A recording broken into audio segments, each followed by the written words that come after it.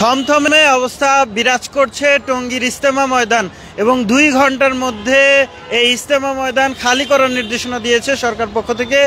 এই মুহূর্তে রয়েছি ঠিক সেই ইজতেমা ময়দানের যে সড়কটি রয়েছে সেই সড়ক দিয়ে যে ভেতরের দিকে প্রবেশ করে এবং সেই প্রবেশ মুখেই রয়েছে এবং আপনাদের দেখানোর চেষ্টা করছি এই মুহূর্তে একেবারে সড়কের মুখে সেনাবাহিনীর যে সদস্যরা রয়েছেন সেনাবাহিনীরা তারা কিন্তু পুরো জায়গাটি কিন্তু ঘিরে রেখেছে এবং মেট্রো অধ্যাদেশ জারি করে এই 3 কিলোমিটার এলাকায় অর্থাৎ তুরাগ তীরবর্তী যে 3 কিলোমিটার এলাকা রয়েছে সেই এলাকায় কিন্তু কোনো ধরনের সভা সমাবেশ করা নিষেধ করা হয়েছে এবং 2 ঘন্টার মধ্যে ইজতেমা ময়দান ছেড়ে দেওয়ার ঘোষণা দেওয়া হয়েছে। দেখছেন যে সাধারণ মানুষ যারা এই সড়কটি দিয়ে ভেতরের দিকে প্রবেশ করবেন তাদেরকে কিন্তু ভেতরে প্রবেশ করতে দেওয়া হচ্ছে না।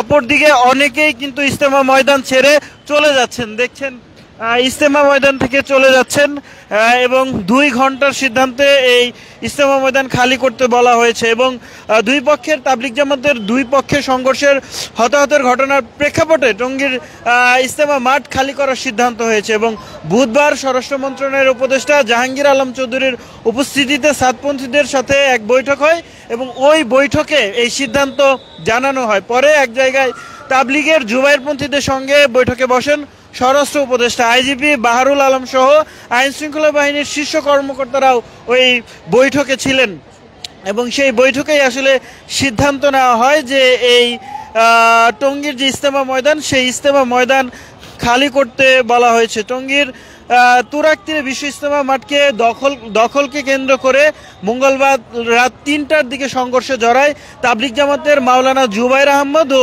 দিল্লির মাওলানা সাদ কান্দালবির অনুসারীরা এবং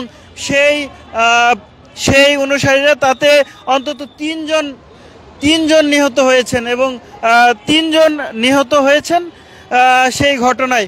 এবং আমরা এই মুহূর্তে যে সড়কটি দিয়ে আসলে এই তাবলিগ জামাতের ইজতেমা ময়দানের ঠিক ভেতরের দিকে প্রবেশ করে সেই সড়কের সামনে রয়েছে। দেখছেন সেনাবাহিনীর সদস্যরা কিভাবে এই সড়কটি আটকে রেখেছেন। কোনো ধরনের সাধারণ যানবাহন তো দূরে থাক, সাধারণ মানুষকেও আসলে এই সড়ক দিয়ে ভেতরে প্রবেশ করতে নিষেধাজ্ঞা দেওয়া হয়েছে। আমরা এই মুহূর্তে দেখানোর চেষ্টা করছি যে সড়কটি রয়েছে সড়কটি আপনাদেরকে দেখানোর চেষ্টা করছি এবং যেমনটা বলছিলাম যে ডিএমপি অধ্যাদেশ জারি করে তুরাগ তীরবর্তী যে এলাকা রয়েছে সেই এলাকায় কিন্তু সভা সমাবেশ নিষিদ্ধ করা হয়েছে। টঙ্গীর ইজতেমা ময়দান দখল হওয়াকে কেন্দ্র করে এই গতকাল রাত 3টা থেকে এই দুই পক্ষের সংঘর্ষ ঘটে। এতে কিন্তু বেশ কয়েকজন আহত হয়েছেন, 3 জন নিহত হয়েছেন সেই ঘটনা ঘটেছে এবং তার পরিপ্রেক্ষিতে এখনো পর্যন্ত টঙ্গীর তুরাগ তীরবর্তী যে এলাকা রয়েছে সেখানে থমথমে পরিস্থিতি বিরাজ করছে। সরকার এই মাঠের নিয়ন্ত্রণ নিয়েছেন এমনটাই জানিয়েছেন এবং নিয়েছেন এবং 2 ঘন্টার মধ্যে এই মাঠটি আসলে ফাঁকা করে দিতে হবে। তবে এখনো পর্যন্ত সংঘর্ষের আশঙ্কা কিন্তু শেষ হয়নি, সংঘর্ষ হতে পারে এমন আশঙ্কা রয়েছে। দর্শক সরাসরি দেখছিলেন বিশ্ব ইজতেমা থেকে এই মুহূর্তে আপনাদের জানানোর চেষ্টা করছিলাম টঙ্গীর ইজতেমা ময়দানের সর্বশেষ পরিস্থিতি।